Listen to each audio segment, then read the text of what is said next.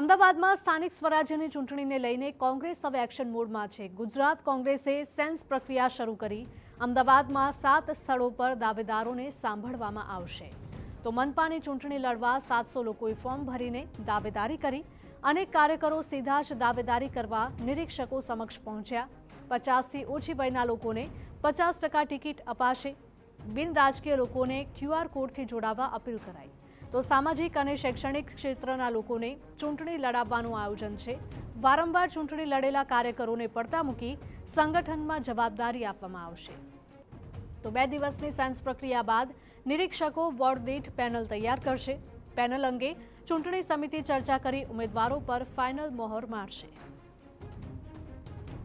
સ્થાનિક સ્વરાજ્યની ચૂંટણી માટે કોંગ્રેસ દ્વારા સેન્સ પ્રક્રિયાની શરૂઆત કરવામાં આવી છે। આજે અમદાવાદની અલગ અલગ 7 જગ્યાઓ પર નિરીક્ષકો દ્વારા જે દાવેદારો છે એમને સાંભળવામાં આવી રહ્યા છે। અત્યારે હાલ અમે નરોડા વિસ્તારમાં ઉપસ્થિત છીએ અને અહીંયા અલગ અલગ વોર્ડના જે દાવેદારો છે એમને સાંભળવામાં આવી રહ્યા છે। મહત્વનું છે કે થોડા સમય પહેલાં કોંગ્રેસ દ્વારા તમામ જે કાર્યકર્તાઓ છે એમની પાસેથી જેઓ ચૂંટણી લડવા માંગતો એમની પાસેથી ફોર્મ ભરાવવામાં આવ્યા હતા અને કોંગ્રેસના લગભગ 600 કરતાં પણ વધારે દાવેદારો દ્વારા અથવા તો કાર્યકર્તાઓ દ્વારા તેઓ મહાનગરપાલિકાની ચૂંટણી લડવા માંગતા હોવા અંગેના ફોર્મ એમના દ્વારા રજૂ કરવામાં આવ્યા હતા અને ત્યારબાદ આજે તમામ વોર્ડમાં જઈને સેન્સ પ્રક્રિયા હાથ ધરવામાં આવી છે। તમામ જે દાવેદારો છે એમને સાંભળવામાં આવી રહ્યા છે, એમની મજબૂતાઈ વિસ્તારમાં કયા પ્રકારની છે, તેમને જ કોંગ્રેસ કયા કારણોસર કેન્ડિડેટ બનાવે સહિતની તમામ બાબતો અથવા તો અન્ય કાર્યકર્તાઓ સાથે પણ વાતચીત કરીને એક પેનલ તૈયાર કરવામાં આવે છે। નિરીક્ષક અહીંયા આવ્યા છે, એમની સાથે વાતચીત કરીએ। સર,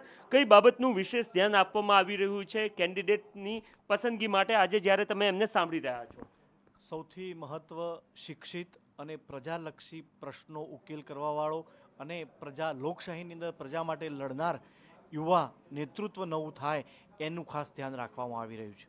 ઓકે, કેટલા દિવસ સાંભળવામાં આવશે અને ત્યારબાદ કેવી રીતના પેનલ તૈયાર કરવામાં આવશે? અત્યારે 14 અને 15 તારીખ પ્રદેશ સમિતિએ અમને 2 દિવસની અંદર ઉત્તર ઝોનના તમામ જે વોર્ડ છે એ વોર્ડની અંદર તમામ કાર્યકર્તાઓ જે પણ ઈચ્છુક ઉમેદવાર હોય એ એમને સાંભળી અને એમનો બાયોડેટા મેળવી અને એક આખો વિસ્તૃત રિપોર્ટ તૈયાર કરવા માટેની સૂચના આપેલી છે, જેની અંદર સામાજિક, આર્થિક અને ભૌગોલિક તમામ દ્રષ્ટિઓનું ધ્યાન રાખી અને એ રિપોર્ટ તૈયાર કરવામાં આવશે અને એ રિપોર્ટ એ ગુજરાત પ્રદેશ કોંગ્રેસ સમિતિની ચૂંટણી સમિતિને સુપ્રત કરવામાં આવશે।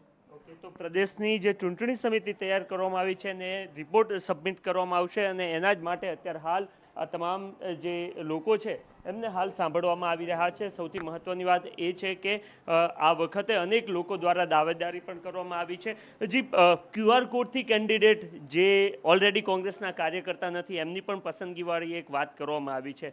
તો કોંગ્રેસના કાર્યકર્તાઓ પૂરતા છે કે પછી શું સ્થિતિ છે?